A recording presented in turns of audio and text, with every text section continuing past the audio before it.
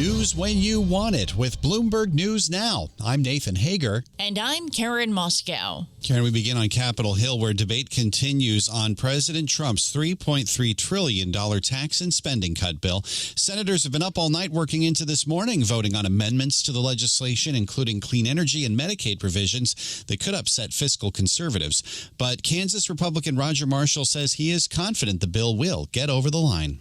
I sure think we do have the votes. I think we cannot let this moment pass to have the largest tax savings in American history. The average American family back home is going to save $1,000 a month.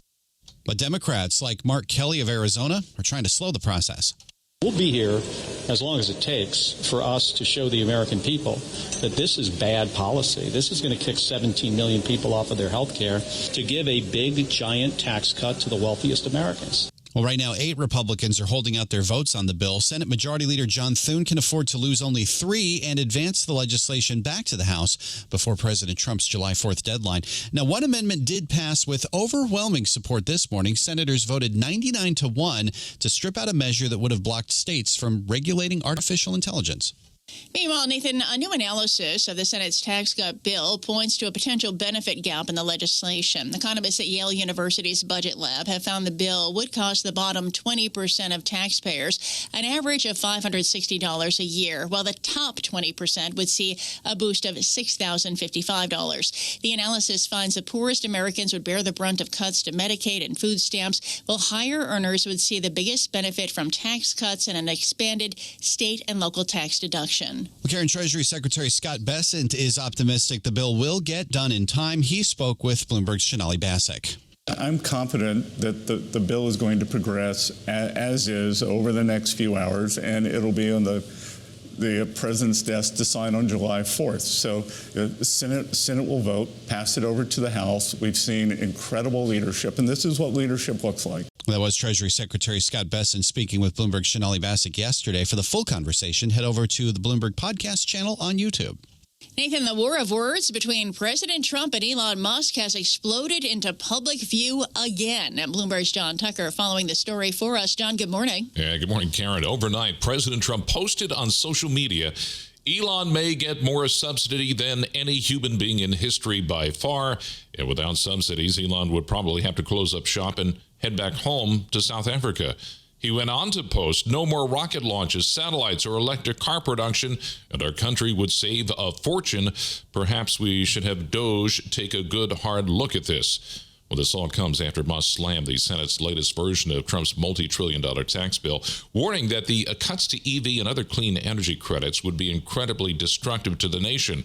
And not to be outdone, Musk is now threatening to target nearly every sitting Republican in Congress who signals support for President Trump's multi-trillion-dollar tax bill. Members of the GOP may be asking themselves who they're more afraid of, the President of the United States or the world's richest man. For now, investors are the ones suffering. Pre-market shares of Tesla down 4.5%. In New York, I'm John Tucker, Bloomberg Radio. Okay, John, thanks. Now let's get to the latest on the trade front. Bloomberg News has learned the European Union may be willing to accept a trade agreement with the U.S. ahead of President Trump's deadline. Let's go to London, get the very latest with Bloomberg's Ewan Potts. It's the world's most important bilateral trading relationship. And now Bloomberg has learned that the European Union is willing to accept a trade arrangement with the US that includes Donald Trump's universal 10% tariff on many of his exports. But it does want lower rates on key sectors, including pharmaceuticals, alcohol, semiconductors, and commercial aircraft. We're told the European Commission views the deal as slightly favoring the US, but it's still something that it could agree to. Without a deal, it's just 8 days until all European Union exports are set to be hit with a tariff of 50%. In London, I'm Ewan Potts, Bloomberg Radio. And today, Karen, Fed Chair Jay Powell and other top central bankers are due to discuss monetary policy at the European Central Bank's annual retreat in Portugal. We get a preview from Bloomberg's Michael McKee. It's an all-star central banker panel that may shed some light on the path for global interest rates. Given the Trump tariff chaos, Federal Reserve Chair Jay Powell is probably the main attraction. But is there much new he can say until the administration makes its policies clear? In Japan, Kazuo Ueda is trying to navigate a tricky corridor, raising interest rates while trying to keep the economy on course. Bank of England Governor Andrew Bailey is dealing with stubborn inflation and signs of weakening growth. And ECB President Christine Lagarde is facing headwinds from U.S. policies and European defense spending needs. Odds are we'll learn more about all of their problems than what the solutions may be.